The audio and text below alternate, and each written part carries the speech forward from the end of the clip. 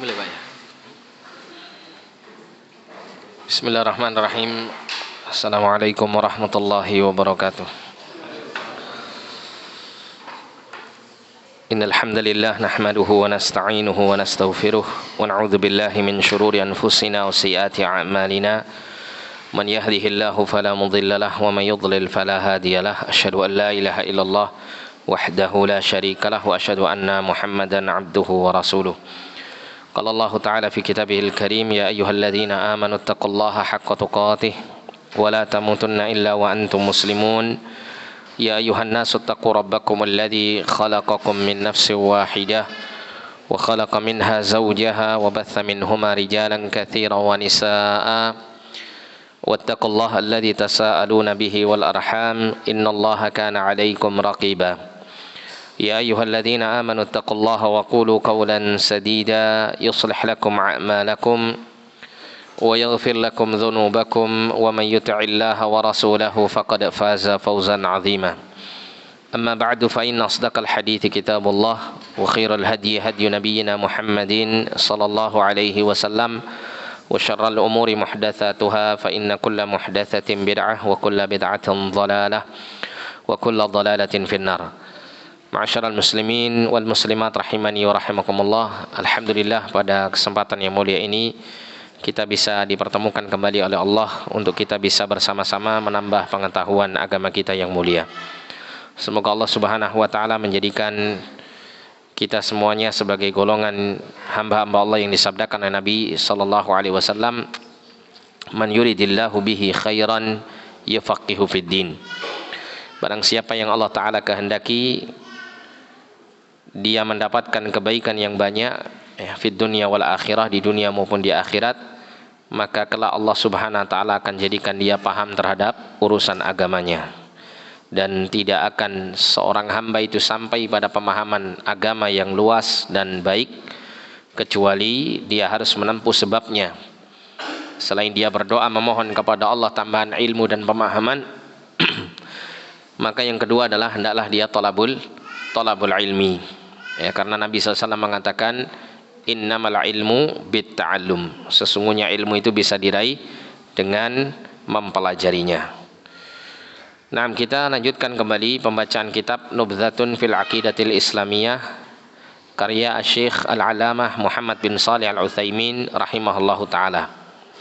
Sekarang kita sampai pada perkara yang kedua yang wajib untuk diimani, yang merupakan salah satu dari 4 perkara yang harus dihadirkan atau harus diimani ketika kita beriman kepada Allah Subhanahu wa taala, yaitu al-imanu bi rububiyatihi ay bi annahu wahdahu ar-rabb la syarika lahu wa la mu'in, yaitu mengimani rububiyah Allah. Maknanya adalah bahwasannya Allah adalah satu-satunya Rabb, tidak ada sekutu baginya dan tidak ada penolong. Syekh Al-Utsaimin mengatakan war-rabbu, kata ar-rabb itu adalah man lahul khalqu wal mulku wal amru, yaitu zat yang memiliki al-khalq, ya, memiliki kemampuan untuk menciptakan, wal mulk, dan menguasai apa yang dia ciptakan, wal amru, dan memerintah. Ini adalah makna dari ar-rabb. Ya, sebetulnya kalau kita membahas tentang kaitannya dengan keimanan kita kepada rububiyah Allah, ya, para ulama memberikan pengertian, maknanya adalah ifradullahi ta'ala bi af'alihi, mengesahkan Allah ta'ala di dalam semua perbuatan Allah. Jadi kalau kita berbicara tentang rububiyah Allah, berarti kita membicarakan tentang semua perbuatan Allah kepada seluruh makhluknya. Dan kita tahu bahwa perbuatan Allah Subhanahu wa taala kepada makhluk itu banyak, tidak bisa kita batasi. Namun jika kita kelompokkan menjadi kelompok besar, ya, perbuatan Allah itu 3 ini, yaitu Allah menciptakan makhluknya, kemudian Allah menguasai seluruh makhluk yang diciptakannya, dan yang ketiga Allah senantiasa memerintah atau mengatur seluruh makhluknya, ya. Dan pengaturan serta perintah Allah Subhanahu wa taala, ya, kepada seluruh makhluknya tentu ini, ya, mencakup perbuatan Allah yang sangat luas. Allah menghidupkan mereka, mematikan mereka, kemudian Allah Subhanahu wa taala yang mengangkat derajat mereka, merendahkan mereka. Allah Subhanahu wa taala memberikan rizki kepada mereka, memberikan kekuatan kepada mereka, mengkayakan, ya, kemudian memiskinkan mereka, ya, memberikan kekuasaan kepada mereka, atau ya menjadikan mereka ditundukkan oleh sebagian yang lain dan seterusnya. Dari semua perbuatan-perbuatan Allah kepada seluruh makhluknya masuk dalam kategori al-amr atau at-tadbir, yaitu penguasaan dan perintah serta pengaturan Allah Subhanahu wa taala. Fala khaliqun illallah, maka tidak ada pencipta kecuali Allah. Wala malikun illa huwa, dan tidak ada penguasa kecuali Dia. Ya, wala amrun illa lahu, dan tidak ada perintah kecuali darinya. Allah Ta'ala berfirman dalam surah Al-A'raf ayat 54, ala lahul khalqu wal amr, ketahuilah bahwasanya haknya Allah Subhanahu wa taala semata menciptakan dan memerintah. Wa qala, Allah juga berfirman dalam surah Fatir ayat 13, ya. Dzalikumullahu rabbukum lahul mulk. Itulah Allah Rabb kalian. Lahul mulku, baginya lah kekuasaan. Walladzina tad'una min dunihi ma yamlikuna min qitmir. Dan Tuhan-Tuhan yang kalian seru selain Allah, yang kalian sembah selain Allah, ma yamlikuna min qitmir. Mereka ini tidak memiliki, tidak menguasai sedikit pun, ya, sampai pada kitmir sekalipun. Apa kitmir itu? Kitmir itu kalau Anda makan kurma, kemudian ketika Anda keluarkan bijinya, itu kan ada kulit tipis itu yang membungkus biji kurma. Nah, itu namanya kitmir. Kulit arinya biji kurma. Jadi Allah Subhanahu wa taala menggambarkan bagaimana ketidak berkuasanya Tuhan-Tuhan selain Allah Subhanahu wa taala. Sampai dalam hal apa yang, ya, kecil sekalipun tidak dimiliki oleh Tuhan-Tuhan yang disembah selain Allah Subhanahu wa taala. Maka bagaimana bisa manusia itu mengangkat Tuhan-Tuhan selain Allah ini sebagai sesembahannya? Nah, ini adalah tentu sesuatu hal yang sangat menunjukkan penghinaannya kepada Allah Subhanahu wa taala yang sangat besar. Karena dengan mereka meyakini ada Tuhan-Tuhan lain selain Allah yang sangat lemah, berarti mereka memberikan kedudukan, ya, hal-hal yang bersifat lemah ini, ya, diberikan kedudukan yang sama dengan Allah Subhanahu wa taala yang maha kuasa. Ya, apalagi kemudian seseorang ketika menyekutukan Allah dengan sesuatu yang lain, maka pada hakikatnya dia telah merendahkan dan menghinakan dirinya sendiri. Kenapa? Karena dia telah menghinakan diri kepada sesuatu yang terkadang lebih hina daripada dirinya. Ya. Jadi ketika seseorang misalnya mengangkat Tuhan-Tuhan selain Allah, semisal mengangkat, ya, benda-benda tertentu atau makhluk tertentu yang lebih rendah dari dirinya, ya, dia angkat sebagai Tuhan yang dia sembah selain Allah Subhanahu wa taala, maka jelas ini, ya, menandakan kerendahan dia, ya, terhadap benda-benda tersebut atau makhluk tersebut. Dia telah menghinakan dirinya kepada sesuatu yang lebih hina. Oleh karena itu ketika dia telah, ya, meletakkan peribadatan itu benar-benar kepada Tuhan yang layak untuk disembah, yaitu Allah Subhanahu wa taala, pada hakikatnya dia telah memuliakan dirinya sendiri di hadapan, ya, semua makhluk-makhluk yang lainnya. Dengan dia menempatkan ibadah itu sesuai pada tujuan dan tempatnya. Kemudian penulis mengatakan walam yu'lam anna ahadan minal khalqi ankara rububiyyatallahi subhanahu wa ta'ala. Dan tidak diketahui ada satupun makhluk yang mengingkari rububiyah Allah Subhanahu wa taala. Illa an yakuna mukabiran ghaira mu'taqidin bima yaqul. Kecuali orang yang dia menyombongkan diri, namun ketika dia mengingkari rububiyah Allah, sebetulnya dia mengingkarinya tanpa ada keyakinan dengan apa yang dia ucapkan. Ya, siapapun orang itu ketika dia mengingkari rububiyah Allah, maka ketika dia mengucapkan hal tersebut, ya, maka ucapannya itu sebetulnya bertentangan dengan hati kecilnya, bertentangan dengan fitrahnya. Karena tiap-tiap manusia itu ditanamkan oleh Allah Subhanahu wa taala keyakinan kepada adanya wujud Allah Subhanahu wa taala, adanya wujud Tuhan. Ya, wujud Tuhan ini adalah Tuhan yang memiliki kekuasaan yang tidak terbatas. Ya. Jadi ketika seseorang itu mengingkari rububiyah Allah, pada hakikatnya dia hanya berhenti sampai lisannya saja, tidak sampai meyakininya dengan keyakinan hatinya. Ya.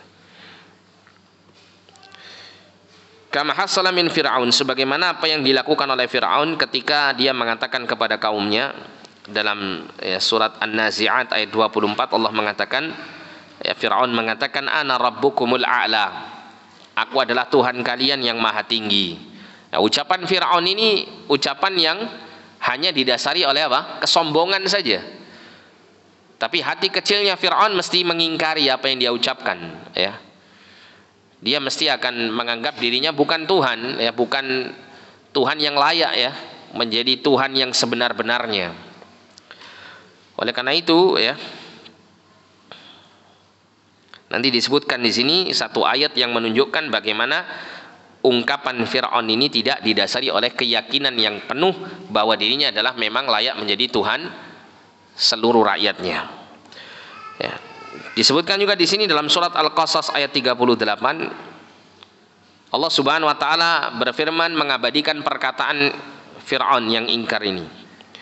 Dia mengatakan, ya ayyuhal mala'u ma'alimtu lakum min ilahin ghairi. Wahai seluruh, ya, para pembesar-pembesarku, ma'alimtu lakum min ilahin, aku tidak mengetahui ada ilah, ya, sesembahan yang berhak disembah bagi kalian selain daripada aku. Jadi ketika Fir'aun ini, ya, dengan kesombongannya menyampaikan di tengah-tengah seluruh, ya, para pejabat-pejabat yang dia kuasai, maka dia mengangkat dirinya sebagai sesembahan, ya, yang wajib tunduk patuh semua manusia yang dia kuasai kepada dirinya. Ya, sampai dia mengatakan demikian. Nah, kata Syekh di sini, lakin dzalika laisa an aqidah, akan tetapi ucapan Fir'aun ini tidak didasari oleh keyakinan yang kokoh dalam hatinya. Ada pertentangan batin dalam hati Fir'aun ini sebetulnya. Tapi karena hawa nafsu dan keinginan dia untuk menyombongkan diri di hadapan manusia dengan semua yang Allah Ta'ala berikan kepadanya, ya, berupa kekuasaan, jabatan, ya, kekuatan dengan tentaranya, kekayaan yang luas, ya, maka dia pun mengucapkan, ya, pernyataan bahwa dirinya adalah Tuhan yang harus disembah oleh para pengikutnya. Jadi Allah SWT mengatakan dalam surat An-Naml ayat yang ke-14, Allah menyebutkan bagaimana isi hati Fir'aun dan semua, ya, keluarganya yang ingkar kepada Tuhannya Musa, yaitu Allah Subhanahu wa taala. Wa jahadu biha wastaiqanatha anfusuhum zulman wa 'uluwa. Jadi Allah mengatakan, dan mereka Fir'aun dan para pengikutnya itu ingkar, ya, kepada Allah Subhanahu wa taala karena kezaliman dan kesombongan mereka. Akan tetapi Allah katakan di sini wastaiqanatha anfusuhum, ya, akan tetapi hati mereka, jiwa mereka itu yakin dengan adanya Tuhannya Musa, itu Allah Subhanahu wa taala. Jadi ada orang-orang yang misalnya mereka mengatakan bahwa Tuhan itu tidak ada, alam semesta ini muncul dengan sendirinya. Itu perkataan-perkataan yang tidak bisa mereka yakini secara 100% dengan hatinya. Tapi perkataan itu hanya muncul dari hawa nafsu, ya, selera syahwat saja. Kenapa? Karena menurut mereka dengan meniadakan Tuhan di dalam kehidupan mereka berarti meniadakan syariat. Kalau meniadakan syariat berarti tidak ada yang namanya halal dan haram dalam kehidupan ini. Sehingga apapun yang diinginkan itu adalah sesuatu yang bebas dikehendaki oleh manusia. Ya, itu tujuan mereka untuk menyingkirkan Tuhan dalam, ya, anggapan tiap-tiap manusia. Tapi untuk mengingkari itu sampai ke dalam lubuk hati tiap-tiap manusia sulit. Makanya banyak negara-negara yang mayoritas masyarakatnya itu ateis, nanti ketika mereka mendapati satu permasalahan hidup yang pelik, yang ilmu pengetahuan mereka serta kemudian semua apa yang mereka miliki itu tidak sanggup lagi untuk bisa memberi solusi untuk menghadapi permasalahannya, mesti mereka akan mengatakan bahwa Tuhanlah yang bisa menghilangkan semua itu. Ya, saya pernah membaca ada seorang dai ya, atau seorang tokoh cendekiawan muslim. Dia pernah ketika itu di Inggris, dan Inggris ini termasuk negara yang banyak ya marak istilahnya itu ateis di tengah-tengah mereka. Si cendekiawan muslim ini menceritakan dalam catatannya itu bahwa ketika dia di sana di Inggris ini, dia mau pulang ke Indonesia, tapi kemudian dia tidak bisa pulang karena semua perjalanan udara ya, semua jalur pesawat itu ditutup dari Inggris. Kenapa? Karena ternyata di dataran Britania itu ada gunung yang cukup besar di sana. Salah satu gunung yang ada di sana itu mengeluarkan ya istilahnya erupsi ya Pak ya, yang terus kemudian mengeluarkan bukan hanya lahar tapi juga mengeluarkan asap ya, kabut yang sangat kuat, yang itu mengganggu perjalanan udara mereka. Nah kemudian orang-orang pada ya merasa kecewa, termasuk cendekiawan ini juga terhambat ya untuk pulang ke Indonesia. Maka ada seseorang tanya kepada salah satu petugas di bandara, orang Inggris, sampai kapan ini pesawat tidak bisa terbang ini? Maka salah satu di antara mereka mengatakan hanya Tuhan saja yang tahu. Padahal banyak di antara mereka yang ateis ya. Tapi ya demikianlah ya, manusia tidak akan pernah bisa lepas dari keyakinan mereka kepada Allah Subhanahu wa taala. Ya, terutama ketika mereka menghadapi sesuatu yang sudah tidak lagi kemampuan manusia dan ilmu manusia itu bisa menghilangkan atau memberikan solusi dalam permasalahan mereka, maka mereka akan mengandalkan Allah Subhanahu wa taala. Mereka akan kembali mengingat bahwa ada Tuhan yang bisa menolong mereka. Wa qala Musa li Fir'aun, Musa berkata kepada Fir'aun, di mana Allah Subhanahu wa taala menceritakan perkataan Musa ini di dalam Quran surah Al-Isra ayat 102. Allah Subhanahu wa taala berfirman, laqad alimta ma anzala haula'i illa rabbus samawati wal ard basair wa inni la'adhunnuka ya fir'aunu mathbura. Ya, Allah Subhanahu wa taala berfirman, ya, Nabi Musa berkata kepada Fir'aun, sungguh engkau telah mengetahui wahai Fir'aun, ma anzala haula, tidak ada yang bisa menurunkan semua ini ya, tidak ada yang bisa menurunkan semua mukjizat ini yang telah ditunjukkan oleh Musa alaihissalam di hadapan Fir'aun, illa rabbus samawati wal ard, kecuali Rabb Tuhan yang menciptakan, menguasai dan mengatur langit dan bumi ini, basaira, sebagai bukti-bukti yang nyata dari Allah Subhanahu wa taala. Wa inni la'adhunnuka ya fir'aunu mathbura, dan sesungguhnya aku benar-benar menyangka wahai Fir'aun bahwa engkau itu adalah manusia yang kelak celaka.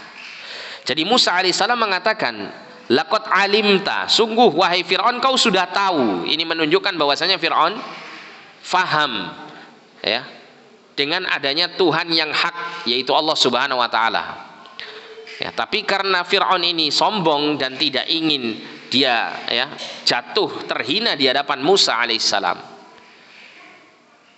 dan dia tetap di atas kezalimannya, maka dia tidak mau untuk tunduk kepada agama Musa atau tunduk kepada Allah Subhanahu wa taala, Tuhannya Musa, untuk beriman bersama Musa kepada Allah Subhanahu wa taala.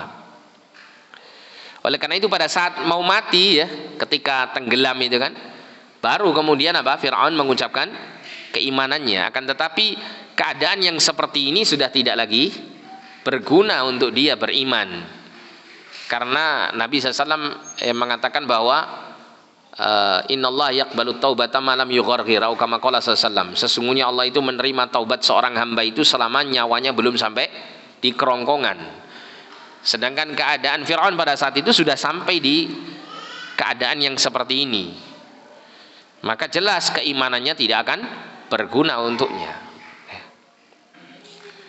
tidak menunjukkan kejujuran. Kenapa? Karena kondisi orang kalau sudah sakaratul maut itu sudah tampak di situ, ya. Bagaimana dia akan mati, bagaimana malakul maut itu datang hadir untuk menjemput dan mencabut nyawanya. Dalam keadaan seperti ini, ya, iman yang muncul itu adalah keterpaksaan. Ya. Memang sudah selayaknya kalau kondisi seperti itu jelas apa? Mendorong orang itu untuk beriman. Ya, tapi iman yang seperti ini yang tidak diinginkan oleh Allah Subhanahu wa taala. Makanya kemudian kalau kita baca dalam kitab Riyadhus Shalihin itu bab taubat itu kan disebutkan Nabi ada 2 batas waktu akhir orang itu bertaubat. Yang pertama adalah batas waktu untuk keumuman seluruh manusia. Nabi SAW mengatakan wala yaqbalu taubata hatta tatlu asyamsu min maghribiha, kan gitu ya. Tidak akan taubat itu diterima ketika matahari itu terbit di arah barat. Ini waktu di mana secara umum seluruh manusia itu tidak akan diterima taubatnya. Kalau seandainya ada manusia yang bertobat setelah matahari terbit dari arah barat, maka tidak akan diterima oleh Allah SWT. Dan kemudian keadaan tiap-tiap manusia secara khusus, ada waktu di antara mereka itu yang Allah sudah tidak lagi menerima taubat mereka, yaitu ketika nyawa sudah sampai kerongkongan. Nah, diterangkan oleh sebagian ulama kenapa 2 waktu ini adalah batas waktu akhir seseorang itu sudah tidak lagi apa? Diterima taubatnya oleh Allah SWT. Kalau dalam keadaan 2 waktu tersebut dilalui oleh manusia, dia bertaubat. Maka disebutkan dikarenakan 2 waktu tersebut itu menjadikan tiap-tiap orang itu mesti dia akan apa? Beriman. Seperti misalnya matahari terbit dari arah barat, jelas sudah menunjukkan tanda-tanda akhir zaman, ya. Sudah mendekati waktu di mana Allah SWT akan menghancurkan seluruh alam semesta ini. Nah, di situ kemudian manusia bertaubat, ya sudah layak gitu, sudah pantas dia bertaubat kondisi seperti ini. Mau tidak mau mesti dia ingin taubat waktu-waktu keadaan seperti ini. Sehingga itu bukan taubat yang jujur gitu loh. Bukan taubat yang jujur, bukan taubat yang didasari oleh keyakinan yang benar. Namanya iman itu ketika apa? Kondisi-kondisi di mana dia tidak terpaksa untuk melakukan atau mengimani sesuatu, itulah keimanan yang benar. Tapi kalau sudah kondisi mau tidak mau dia harus beriman, nah ini yang bukan iman yang diterima oleh Allah Subhanahu wa taala, atau bukan taubat yang diterima oleh Allah Subhanahu wa taala.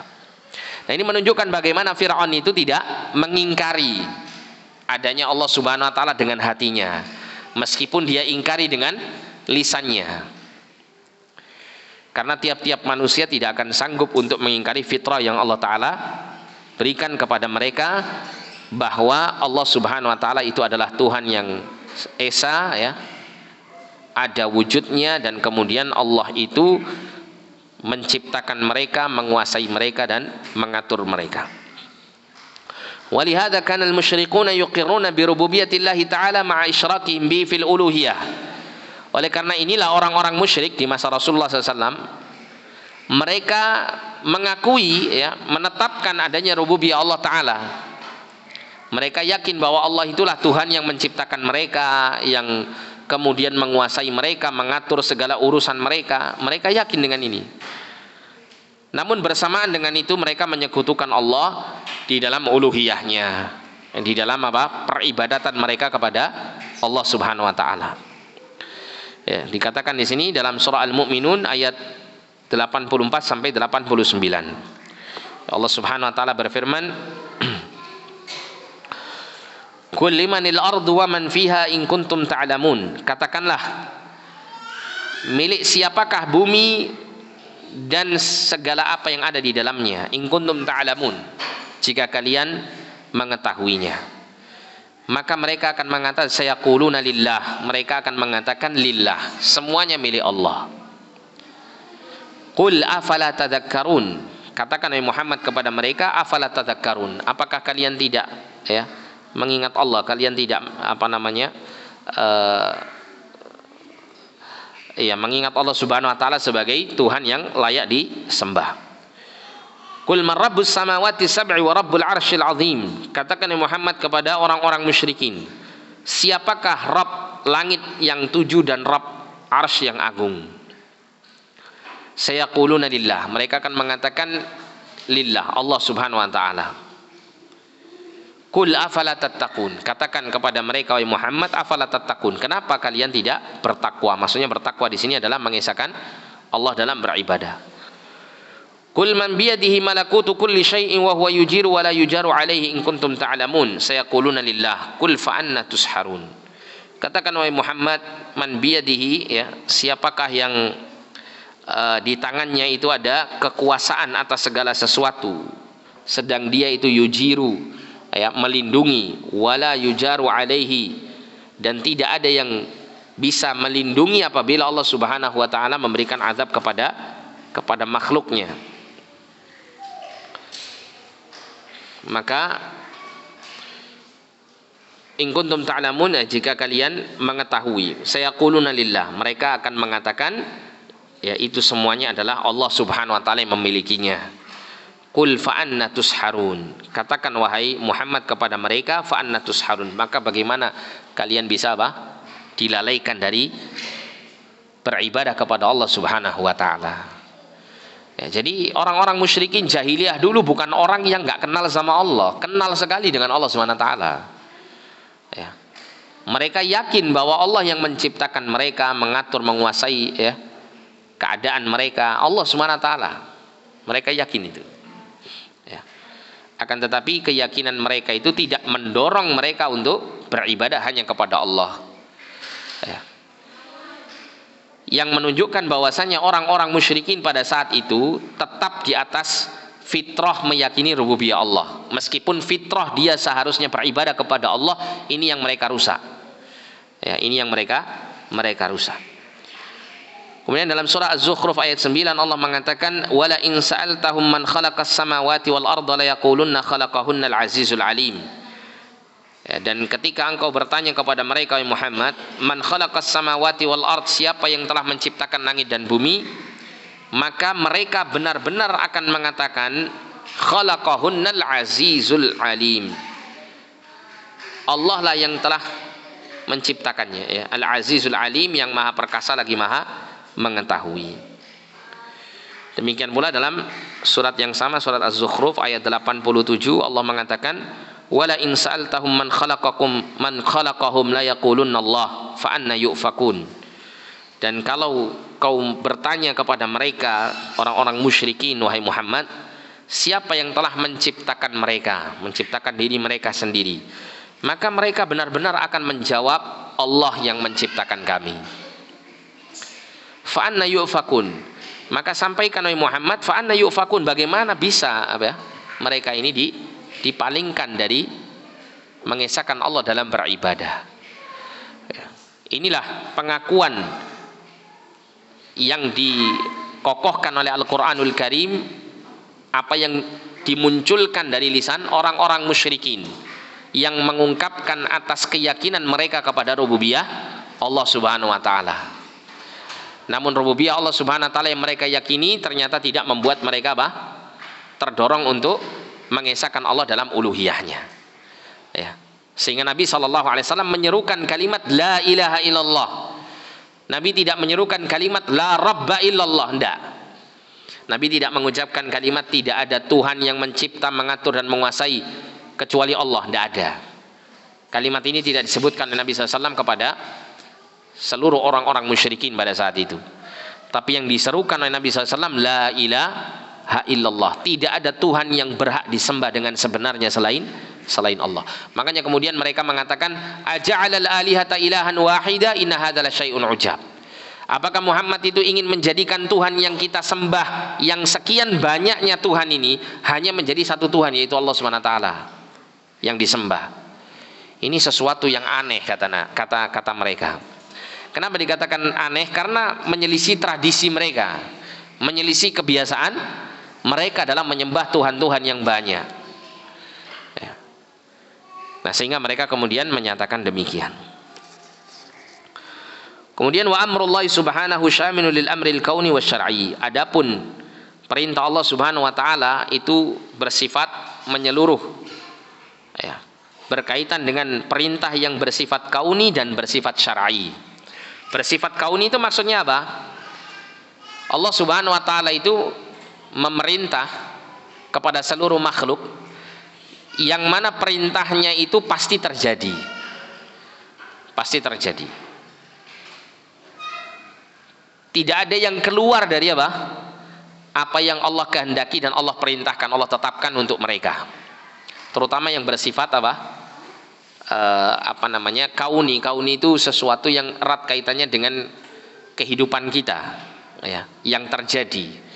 Sehingga pengaturan Allah, ketetapan Allah kepada seluruh makhluknya yang bersifat kauni ini tidak akan bisa ada seorang pun dari makhluk ini yang keluar darinya. Contoh seperti Allah telah menetapkan di tengah-tengah manusia itu ada laki-laki dan perempuan. Ya. Allah tetapkan di antara manusia ada yang beriman, ada yang kafir. Allah tetapkan di tengah-tengah manusia itu ada yang kaya, ada yang miskin. Ada yang sengsara, ada yang bahagia, dan seterusnya. Itu semuanya telah Allah tetapkan. Allah atur dan Allah tetapkan pada tiap-tiap makhluknya, dan tidak ada satupun makhluk yang bisa keluar dari ketetapan ini. Ini namanya ketetapan kauni. Meskipun ketetapan kauniyah Allah ini terkadang tidak Allah sukai, tidak Allah Ta'ala sukai, tapi Allah tetapkan untuk terjadi karena ada hikmah di balik itu. Ini adalah perintah atau ketentuan Allah yang Allah tetapkan secara kauniyah. Ada kemudian ketetapan dan perintah Allah yang bersifat syar'iyah, yaitu erat kaitannya dengan segala apa yang Allah Ta'ala cintai untuk dilakukan oleh segala makhluknya, oleh hamba-hambanya. Akan tetapi perintah-perintah Allah yang bersifat syar'i ini, itu Allah kehendaki ada yang menjalankannya, tunduk patuh kepadanya, dan ada yang tidak tunduk patuh bahkan ingkar kepadanya. Ya. Nah, perintah syar'i ini termaktub di dalam segala apa yang dibawa oleh para nabi dan para rasul yang diutus oleh Allah Subhanahu wa taala di tengah-tengah manusia. Melalui wahyu yang Allah turunkan kepada mereka, Allah menyampaikan perintah-perintah syar'inya. Melalui kitab-kitab suci yang dibawa oleh para nabi dan para rasul beserta ajaran-ajaran mereka, ya, Allah sampaikan, ya, perintah-perintah syar'i ini. Tapi Allah tetapkan perintah-perintah syar'i ini, ya, ketentuan syariat ini, ternyata tidak semua, ya, yang mengambil dan mengimaninya. Ada di antara mereka yang mengingkarinya, ya, dan ada di antara mereka yang mengimani dan mengambilnya, menjalankannya. Namun Allah Subhanahu wa taala menginginkan seluruh hamba-hambanya, mencintai seluruh hamba-hambanya untuk mengikuti perintah syar'inya ini. Ya, tapi Allah tidak mengendaki semuanya mengikuti perintah syar'i tersebut dengan hikmah dan kebijaksanaan yang ada pada diri Allah Subhanahu wa taala dalam menetapkan akan hal itu, yang terkadang kita tidak mampu menjangkau, ya, pengetahuan tentang hikmah tersebut. Fakama annahu mudabbirul kauni al-qadi fihi bima yurid hasaba ma taqtadihi hikmatuhu fahuwa kadzalikal hakim fihi bi syar'il ibadat wa ahkamil muamalat hasaba ma taqtadihi hikmatuhu. Maka sebagaimana Allah Subhanahu wa taala itu adalah pengatur segala makhluknya yang ada ini, dan Allah Subhanahu wa taala telah menetapkan ketentuan takdirnya di dalam semua keadaan makhluknya tersebut dengan apa yang Allah Ta'ala inginkan, ya, hasaba ma taqtadi hikmatuhu, sesuai dengan hikmah yang terkandung di dalamnya. Fa huwa kadzalikal hakimu fihi bi syar'il ibadat, maka demikian juga Allah Subhanahu wa taala adalah penetap, ya, penetap syariat, penetap hukum dalam kaitannya dengan ibadat, peribadatan, dan hukum-hukum muamalat, hukum-hukum yang berkaitan dengan hubungan antara makhluk dengan Allah dan hubungan antara makhluk dengan makhluk yang lainnya. Dan itu semuanya juga Allah tetapkan sesuai dengan hikmah yang Allah Subhanahu wa taala, ya, terkadang rahasiakan di tengah-tengah manusia. Faman ittakhadha ma'allahi ta'ala musyarri'an fil ibadat aw hakiman fil muamalat faqad asyraka bihi wa lam yuhaqqiqil iman. Maka barang siapa yang menjadikan bersama Allah adanya pembuat syariat di dalam ibadat atau sebagai hakim dalam muamalat, maka sungguh dia telah menyekutukan Allah, walam yuhaqqqiqil iman, dan dia tidak mewujudkan iman itu di atas kebenaran. Jadi kalau ada orang itu meyakini ada selain Allah yang layak untuk memberikan perintah dan larangan, menetapkan halal dan haram, menetapkan peribadatan-peribadatan dan ketentuan-ketentuan hukum muamalat, maka yang demikian ini dia telah menyekutukan Allah dalam kaitannya dengan rububiyahnya. Ya. Seperti keadaan orang-orang kafir ya, dari kalangan orang-orang Yahudi dan Nasrani, ketika mereka menjadikan ya ruhban, para pendeta-pendeta mereka ya, dan para ahli ibadat mereka itu sebagai arbaban min dunillah. Ya, wattakhadhu ya min dun dalam Al-Qur'an itu Allah menyebutkan tentang penyimpangan mereka ya. Ketika mereka itu mengangkat ruhbanahum wa akhbarahum ya arbaba min dunillah, mengangkat para ahli ilmu mereka ya, ulama-ulama mereka dan ahli ibadah mereka sebagai tuhan-tuhan selain Allah Subhanahu wa taala. Ada salah seorang sahabat, kalau tidak salah Adi bin Hatim ya, yang mana dia adalah sebelumnya dia adalah salah satu daripada sahabat yang tergolong ahlul kitab dari kalangan Nasrani. Ya, dia masuk Islam, maka dia mengatakan, ya Rasulullah, kami tidak menjadikan ulama-ulama kami dan juga para ahli ibadah kami itu sebagai sesembahan kami selain Allah Subhanahu wa taala. Maka kemudian Nabi mengatakan, bukankah kalian telah ya bukankah ketika para ulama dan para ahli ibadah kalian dulu menghalalkan apa yang diharamkan oleh Allah, kalian ikut menghalalkannya? Dan bukankah mereka ketika mengharamkan apa yang dihalalkan oleh Allah, kalian ikut mengharamkannya? Maka Adi bin Hatim mengatakan, benar ya Rasulullah, demikianlah kami melakukan hal itu. Fakadzalika ibadatuhum, yang demikian itulah peribadatan mereka kepada para ulama-ulama dan ahli ibadah kalian, ahli ibadah mereka. Ya. Jadi salah satu kesyirikan dalam rububiyah Allah adalah mengangkat selain Allah Subhanahu wa taala atau bersama Allah Subhanahu wa taala ya makhluk yang menetapkan syariat seperti halnya Allah Subhanahu wa taala menetapkan syariat. Ya, oleh karena itu salah satu efek buruknya orang kalau melakukan kebid'ahan itu diantaranya berkenaan dengan ini. Ya, berkenaan dengan ini, seakan-akan ada selain Allah Subhanahu wa taala yang layak untuk menetapkan syariat, yang layak untuk membuat syariat yang harus diikuti dan ditaati ya. Sehingga yang demikian ini tentu adalah salah satu bagian kesyirikan yang berkaitan dengan rububiyah Allah Subhanahu wa taala. Nah, kemudian al-amru tsalits, perkara yang ketiga, mimma yatadammanuhu al-iman billah, yang termasuk di dalam kaitannya dengan beriman kepada Allah adalah al-imanu bi uluhiyatihi subhanahu wa ta'ala, yaitu mengimani uluhiyah Allah Subhanahu wa ta'ala. Ai bi annahu wahdahul ilahul haq la syarika lahu. Maknanya adalah bahwasannya Allah itu satu-satunya ilah yang benar, tidak ada sekutu baginya. Dan kata ilah bimakna al-ma'luh ay al-ma'bud hubban wa ta'ziman. Dan makna ilah itu adalah al-ma'luh. Al-ma'luh itu artinya al-ma'bud, yang disembah. Hubban wa ta'ziman, dengan dasar cinta dan pengagungan, bukan dengan dasar keterpaksaan, tapi dengan dasar cinta dan pengagungan kepada yang disembah. Ini adalah makna daripada al-ilah. Kalau Allah Ta'ala berfirman dalam surah Al-Baqarah ayat 163, wa ilahukum ilahu wahid. Ini apa ini Pak? Masuk Isa ya? Saya baca satu ayat ini ya. Wa ilahukum ilahun wahid, dan ilah kalian itu adalah ilah yang satu, yaitu Allah SWT. La ilaha illa huwa, tidak ada ilah yang berhak disembah dengan sebenarnya selain Dia, Ar-Rahmanur Rahim. Dialah yang memiliki kasih sayang yang luas dan menyampaikan kasih sayang itu kepada makhluknya. Dalam surah Al-Baqarah ayat 163.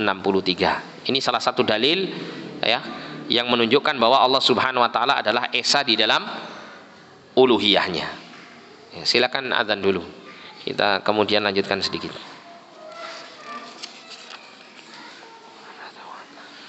Nah, kita lanjutkan ya. Kemudian di dalam Quran surah Ali Imran ayat 18 Allah Ta'ala berfirman, Syahidallahu annahu la ilaha illa huwa wal malaikatu wa ulul ilmi qa'iman bil qisti la ilaha illa huwal azizul hakim. Ya, syahidallahu annahu la ilaha illa huwa. Ya, Allah bersaksi bahwasanya tidak ada ilah, tidak ada sesembahan yang berhak disembah dengan sebenarnya selain Dia. Wal malaikatu, demikian pula para malaikat ya mempersaksikan kalimat tersebut. Wa ulul ilmi, dan juga orang-orang yang diberikan ilmu, qa'iman bil qisti, yang senantiasa yang menegakkan keadilan, juga memberikan persaksian terhadap kebenaran la ilaha illallah. Ya. Kemudian Allah mengatakan la ilaha illa huwal azizul hakim. Tidak ada ilah yang berhak disembah dengan sebenarnya selain Dia yang maha perkasa lagi maha bijaksana. Jadi kita perhatikan di sini ada 3 unsur mulia yang memberikan kesaksian atas kebenaran keesaan Allah Subhanahu wa taala dalam uluhiyahnya, dalam hak peribadatan kepadanya. Yang pertama, Allah taala sendiri yang menyaksikan atau mempersaksikan kebenaran keesaannya dalam uluhiyahnya.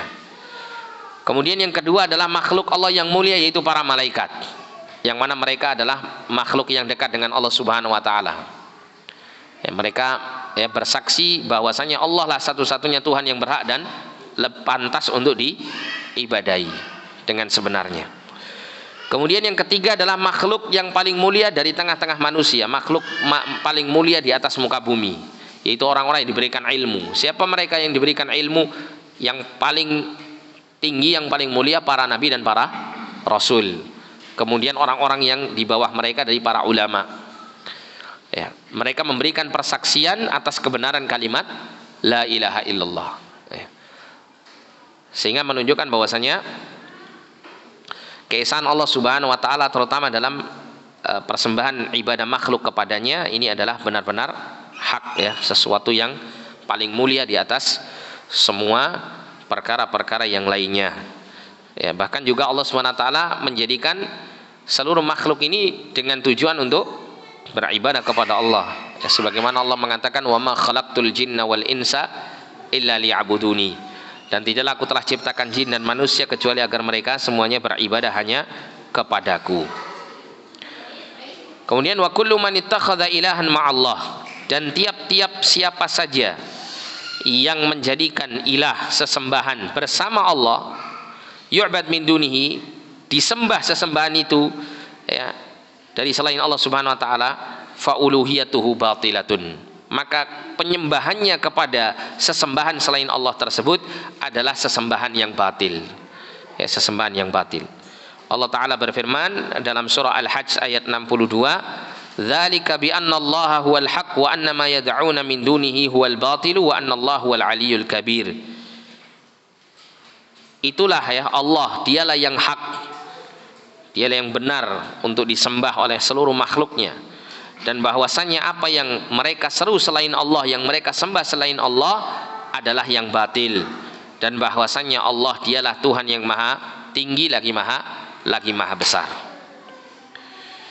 Jadi semua sesembahan selain Allah itu adalah batil, tidak layak untuk menjadi sesembahan. Kemudian wa tasmiyatuha alihatan la yu'tiha haqqal uluhiyah, dan pemberian nama kepada Tuhan-Tuhan yang disembah selain Allah sebagai Tuhan-Tuhan yang disembah ya, itu ya adalah bukan merupakan pemberian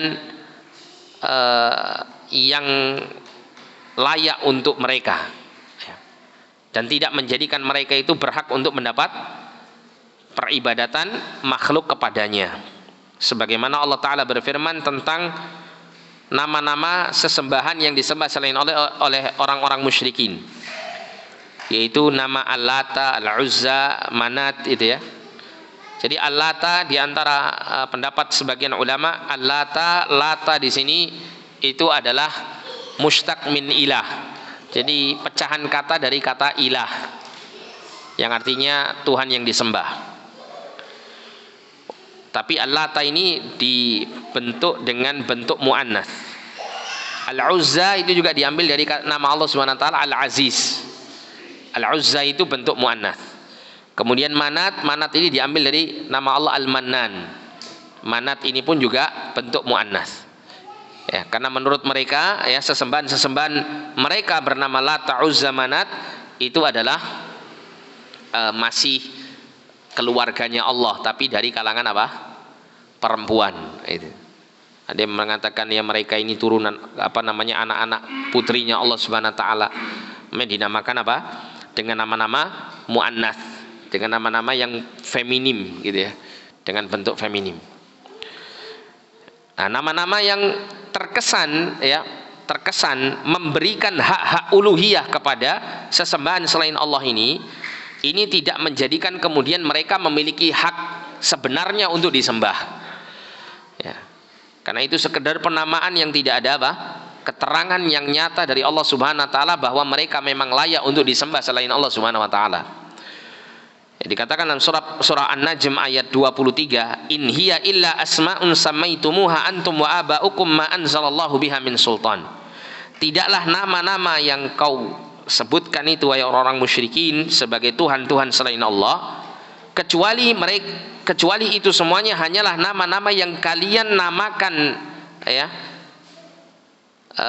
Kecuali hanya sekedar nama-nama yang kalian sematkan ya, demikian pula bapak-bapak kalian dulu sematkan kepada Tuhan-Tuhan selain Allah tersebut, yang mana Allah tidak menurunkan tentang itu keterangan yang membenarkan akan apa yang telah kalian buat-buat tersebut ya. Artinya apa di sini? Kesyirikan itu tidak pernah punya dalil ya. Kesyirikan dengan bentuk apapun itu tidak akan pernah didukung oleh dalil ya, karena dalil itu semuanya selalu mendukung ketauhidan ya. Justru dalil-dalil itu malah melarang melakukan kesyirikan ya. Namun kebanyakan manusia ketika melakukan penyekutuan kepada Allah, mereka berusaha membuat bukan dalil tapi dalih-dalih untuk membenarkan kesyirikan mereka, entah dengan ya menyatakan ya tentang sesembahan yang kami sembah itu adalah sebagai perantara saja untuk mendekatkan kami kepada Allah dengan sedekat-dekatnya. Persis seperti apa? Seperti hakikat daripada kesyirikan orang-orang musyrikin jahiliyah. Ma na'buduhum illa liyuqarribuna ila Allahi zulfa. Mereka mengatakan kami tidak beribadah kepada mereka ya, Tuhan-Tuhan selain Allah, kami tidak meminta kepada mereka, berdoa kepada mereka, mempersembahkan ya peribadatan kami kepada mereka, kecuali agar supaya mereka itu mendekatkan kami kepada Allah dengan sedekat-dekatnya ya. Termasuk juga kesyirikan yang terjadi di masa dahulu, di masa orang-orang musyrikin jahiliyah dulu adalah mengagungkan orang-orang soleh yang meninggal dunia ya. Makanya di antara nama Al-Lata tadi itu ada yang membacanya Al-Lata ya, dari kata latta yalutu yang artinya menumbuk gandum. Siapa yang dimaksud Latta di situ? Latta yang dijadikan Tuhan sesembahan selain Allah Subhanahu wa taala itu adalah sebagai simbol dari orang soleh yang dulu pernah hidup di masa nenek moyang mereka. Seorang soleh yang senantiasa menumbuk gandum untuk memberikan makanan darinya kepada para jamaah haji. Ya, dari kalangan ya, orang-orang soleh yang meninggal di tengah-tengah mereka itu ada yang mereka sembah selain Allah Subhanahu wa taala, yang mereka jadikan tujuan untuk mereka berdoa, memohon dan seterusnya. Tapi ketika mereka ditanya, kamu ini yakin bahwa Allah lah yang satu-satunya Tuhan yang bisa memberikan segala apa yang kamu perlukan, yang apa saja yang kamu minta, kenapa kamu mintanya kepada sesembahan selain Allah SWT ini? Maka mereka mengatakan, ma na'buduhum illa liyuqarribuna ilallahi zulfa. Kami tidak minta kepada orang-orang soleh yang mati ini kecuali agar supaya permintaan kami ini didekatkan kepada Allah SWT, disampaikan kepada Allah SWT ya, sehingga segera cepat terkabul. Persis seperti kesyirikan orang-orang di masa sekarang. Orang musyrik sekarang datang ke kuburan para wali, apa tujuannya? Ya, minta kepada para wali ini ya, dengan alasan tawasul.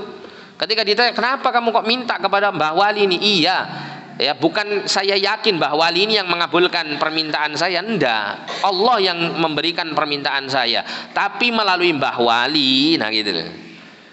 Doa kami ini lebih sampai kepada Allah. Ya, daripada kami berdoa sendiri, Allah enggak dengarkan doa kami. Kenapa? Karena kami ini berlumuran dosa, banyak kesalahan. Itu yang menghalangi doa kami sampai kepada Allah SWT. Padahal jelas Allah mengatakan, ud'uni astajib lakum. Berdoalah kamu kepadaku, bukan kepada yang lain. Tidak perlu pakai perantara-perantara, unsur-unsur lain selain Allah Subhanahu wa taala yang jadi perantaranya. Ya, niscaya aku akan mengabulkan untuk kalian. Ya, persis keadaannya seperti dengan keadaan orang-orang musyrik jahiliyah dulu. Nah, kemudian dilanjutkan di sini, wa qala an Hudin alaihi salam innahu qala liqaumihi. Allah berfirman ya tentang Hud alaihissalam ketika dia berkata kepada kaumnya dalam surat Al-A'raf ayat 71, atujadilunani fi asma'in sammaitumuha antum wa aba'ukum ma nazzalallahu biha min sultan. Apakah kamu mendebat ya kepadaku di dalam nama-nama yang kalian telah menamakan Tuhan-Tuhan kalian, demikian pula bapak-bapak kalian menamakan Tuhan-Tuhan kalian itu, apa yang tidak Allah Ta'ala turunkan tentangnya keterangan-keterangan yang membenarkannya. Jadi itu semuanya hanya apa? Semuanya itu hanyalah karangan-karangan kalian sendiri. Kalian menamakan Tuhan-Tuhan kalian demikian selain Allah ini. Semuanya hanyalah karangan kalian dan nenek moyang kalian dulu. Ya, Allah tidak pernah memberikan keterangan tentang hal tersebut. Demikian pula firman Allah tentang Yusuf alaihissalam. Ketika beliau mengatakan kepada dua penghuni penjara yang bersama Yusuf alaihissalam di penjara. Dalam surat Yusuf ayat 39 sampai 40, ya Allah mengatakan a'arbabun mutafarriquna khairun amillahul wahidul qahar. Apakah Tuhan-Tuhan yang banyak, yang bermacam-macam itu lebih baik, ataukah Allah Tuhan yang esa, yang qahar, yang maha memaksa, itu yang terbaik menjadi Tuhan kalian. Ma ta'buduna min dunihi illa asma'an sammaitumuha antum wa aba'ukum ma anzalallahu biha min sultan. Tidaklah kalian menyembah kepada selain Allah kecuali nama-nama yang kalian menamakannya kepada sesembahan tersebut. Demikian pula nenek moyang kalian menamakannya yang Allah Subhanahu wa taala tidak menurunkan keterangan yang benar tentang hal itu. Walihada kanatir rusul alaihi wassalatu wassalam yaquluna liaqwamihim. Oleh karena inilah para rasul yang Allah Ta'ala utus alaihi wassalatu wassalam, mereka mengatakan kepada kaum-kaum mereka, seruan semua para rasul itu sama, yaitu seperti yang Allah abadikan dalam surah Al-A'raf ayat 59, u'budullaha ma lakum min ilahin ghairuh. Ya, beribadalah kalian semuanya kepada Allah yang tidak ada bagi kalian sesembahan selain daripada dirinya. Walakin aba dzalikal musyrikun, akan tetapi orang-orang musyrik enggan untuk melakukan hal itu. Wattakhadhu min dunillahi alihatan, dan mereka menjadikan selain Allah sesembahan-sesembahan yang lain. Ya'budunahum ma'allahi subhanahu wa ta'ala, mereka menyembah sesembahan-sesembahan selain Allah itu bersamaan dengan mereka menyembah Allah subhanahu wa ta'ala. Wa yastansiruna bihim, dan mereka senantiasa meminta pertolongan kepada Tuhan-Tuhan selain Allah ini. Wa yastaghithun, dan mereka meminta agar supaya mara bahaya itu dihilangkan dari mereka kepada Tuhan-Tuhan selain Allah subhanahu wa ta'ala tersebut. Tapi insyaallah untuk keterangan ya berikutnya mengenai pembatalan Allah subhanahu wa ta'ala ya, atas Tuhan-Tuhan yang dijadikan orang-orang musyrikin sebagai sesembahan-sesembahan selain Allah ini, insyaallah kita akan baca pada pertemuan yang akan datang biidznillah taala. Wallahu a'lam bishawab. Kita cukupkan sampai di sini. Jazakumullah khairan, barakallahu fikum. Kita tutup dengan doa kafaratul majelis, kurang lebihnya saya mohon maaf. Subhanakallahumma wa bihamdika asyhadu an la ilaha illa anta astaghfiruka wa atubu ilaik. Wa sallallahu ala nabiyyina Muhammadin wa ala alihi wa sahbihi wasallam, wa akhiru da'wana alhamdulillahi rabbil alamin. Wassalamualaikum warahmatullahi wabarakatuh.